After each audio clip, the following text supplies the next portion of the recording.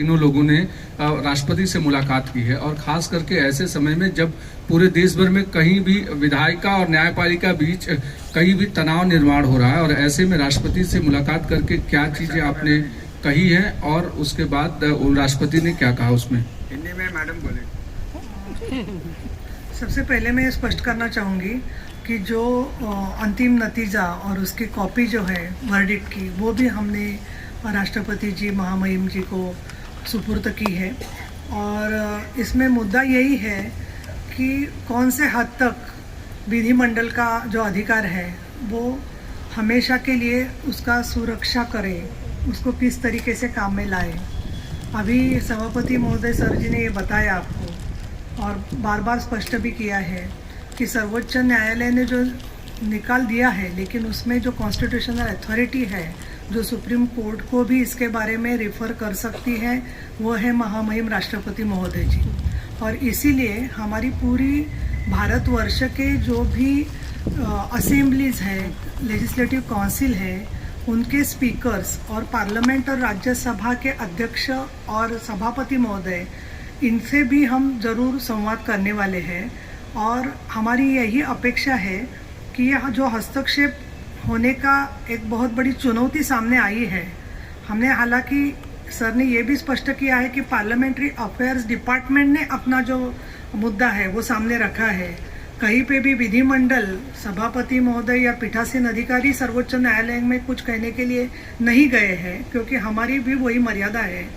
और इसके लिए हम ये स्पष्ट करना चाहेंगे कि हमारा एक बहुत बड़ा घटनात्मक मुद्दा 1965 के बाद में सामने आया है जिसका जिक्र परम पूज्य डॉक्टर बाबा साहब अम्बेडकर जी ने भी किया था और उन्होंने ये कहा था मुश्किल है क्योंकि किस तरीके की हरकत होगी इसके बारे में नहीं बता सकते कि जो बातें ये दो आपको जो पत्रक दिए हैं उसमें एक है पब्लिकेशन के लिए, दूसरा भी पब्लिकेशन के लिए है, लेकिन एक में पूरे ये जो मुद्दे सर ने रखे हैं वो आप हिंदी में और अंग्रेजी में भी उसकी कॉपी आपको जरूर मिलेगी। क्या राष्ट्रपति से क्या आप लोगों की एक्सपेक्टेशन थी और उस पर राष्ट्रपति ने क्या बोला?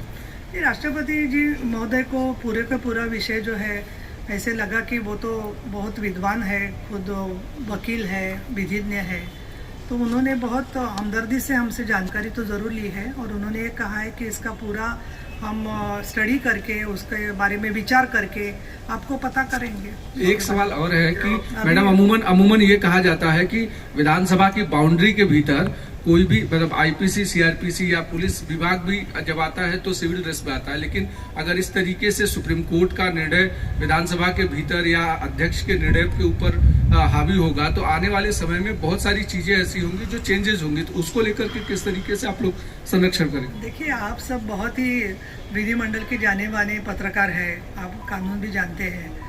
सभापति महोदय जी ने बहुत अच्छी तरीके से आपके सामने रखा है कि ये न होने के लिए क्या कर सकते हैं, इसीलिए हम राष्ट्रपति महोदय की मदद, सहकार्य और मार्गदर्शन चाहते हैं। तो मुझे लगता है कि ये चुनौती का सामना करने के लिए राष्ट्रपति महोदय सहृदयता के साथ में निर्णय करेंगे। सर, आपण राज्यपाल आणि राष्ट्रपतींना भेटलात, आपण ज्या सभागृहाचे अध्यक्ष नाही, जर तुम्ही घेतले तर आम्ही हस्तक्षेप करू शकत नाही।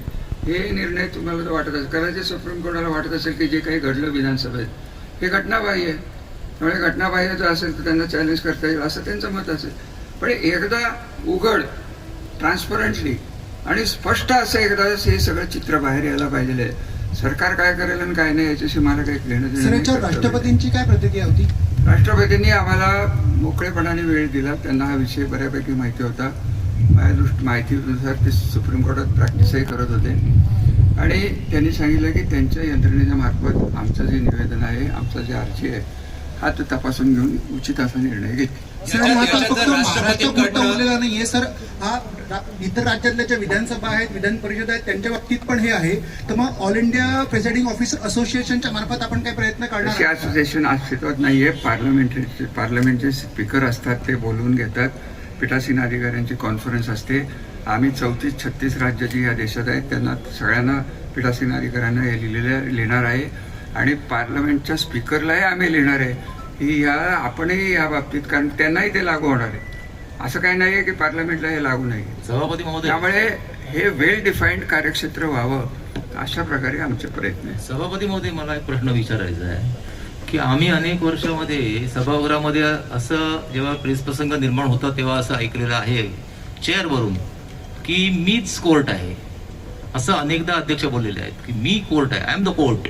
हे रेकॉर्डिंगमध्ये तुमच्या असेल. आणि आता इथे असं दिसतं आहे की आपण एक संपूर्ण देशासाठी एक निर्णय फायनल तुम्ही याच्याकडून मागताय सुप्रीम कोर्टमधून, जे त्यांनीच दिलेल्या वर्डिक्टवरती त्यांनीच पुन्हा विचार करावा अशी आपली अपेक्षा आहे. पण नाही सर, सर मला जरा फक्त एकच क्लिअर करू द्या, कारण हा आमच्यासाठी सुद्धा अभ्यासासाठी महत्वाचा मुद्दा आहे.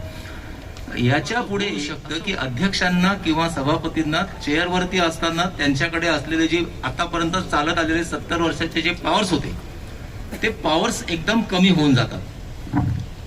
आणि ही जर प्रेसिडंट राहिला तर काय होईल की प्रत्येक वेळेस कोणीही उठेल आणि त्यांनी केलेल्या शिस्तभंगाच्या बद्दल तो सुप्रीम कोर्टमध्ये जाईल. त्यामुळे आपण जे आपले अधिकार जे आपण आज सर्वोच्च न्यायालयाचा मान राखलेला आहे ते काही चुकीचं नाही, परंतु त्याचबरोबर ह्या गोष्टीचा सुद्धा विचार व्हायला पाहिजे.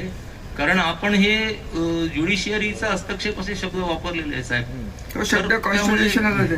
बरोबर आहे, परंतु त्यामुळे आपण आपले अधिकार गमावून बसू कायमस्वरूपी असं नाही का वाटत? असं मला बघा, तसं वाटतंय म्हणूनच आपण राष्ट्रपतीकडे गेलो. म्हणून तुमचा मुद्दा, आमचा मुद्दाच तो आहे की आम्हाला जे वाटतंय, मी स्पष्टपणे सांगितलं की आम्हाला वाटतंय की आम्हाला काम करणं अवघड होईल. आपण जे बोलला की कोणी उठसूट जाईल सुप्रीम कोर्टात आदर राखलाय, आमचे अधिकार कमी झालेत का वाईट, हे एकदा घटनात्मक बेंचकडनं एकदा ठरवून घेतलं. 7 जज, 8 जज, 9 जज, 11 जज, काय जे त्यांचं असतं त्या प्रोसिजरप्रमाणे की हा निर्णय होईल आणि हा फायनल होईल. हा 3 जजचा निर्णय. अपील होईल की नाही ह्या तांत्रिक बाबीत आम्ही जाणार नाही. आम्हाला घटनेने अधिकार दिलेत, घटनेने राष्ट्रपतींना अधिकार दिलेत. राष्ट्रपतींचे अधिकार त्यांनी जर योग्यरित्या वापरले ते तपासून घेतील असं आम्हाला त्यांनी आश्वासन दिलेलं आहे. त्यामुळे तपासून गेल्यावर आपल्याला कळेल की याच्यात काय होणार आहे आणि काही नाही. सर, तुम्ही सर्वोच्च न्यायालयाचा अवमान होईल म्हणून तुम्ही सहभागी होता येईल का? त्यांना सगळे अधिकार दिले म्हणजे ते सहभागी होणारच ना. हा काय प्रश्न आहे का?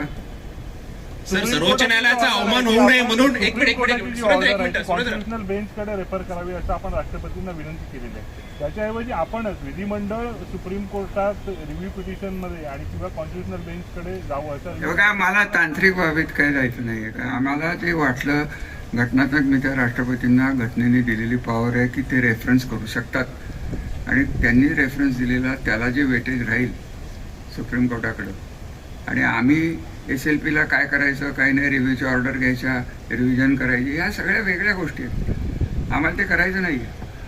जास्तीत जास्त तर मीच आपल्याला बोललो की स्पीकरना तर आम्ही जिथं लिहिणार आहे की स्पीकरनी त्याच्यात हस्तक्षेप करून जर सगळ्यांना बोलवलं 34-36 राज्यातनं तर वेगळा विषय तयार होईल. स्पीकरच्या हातात आहे, स्पीकरकडे पत्र जाणार आमचं.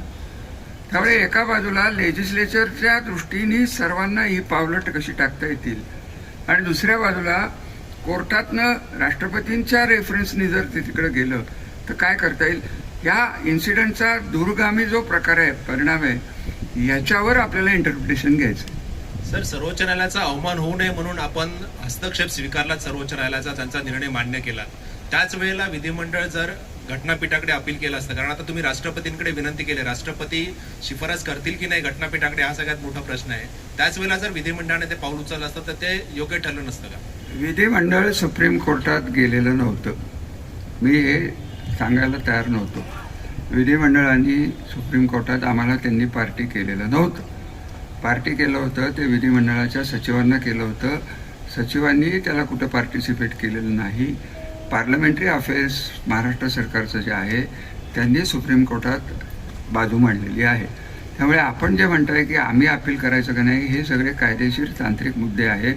आम्हाला जे योग्य वाटलं आणि राष्ट्रपतीसारख्या, राष्ट्राध्यक्षांसारख्या उच्च पदावरनं जर रेफरन्स झाला, कारण आपण सगळेजण कृपा करून एक लक्षात घ्या, हा काही महाराष्ट्रापुरता 12 आमदारांचा प्रश्न नाही किंवा आमच्या तिघांचा प्रश्न नाही. प्रश्न हा संबंध देशाचा प्रश्न तयार झालेला आहे आणि त्यामुळे देशाचे एक्झिक्युटिव्ह म्हणलं तर राष्ट्रपतीला अधिकार दिलेत, राष्ट्रपतींनी रेफरन्स केला नाही तर पुढे काय करायचं बघू आपण. सभापति महोदय, एक सवाल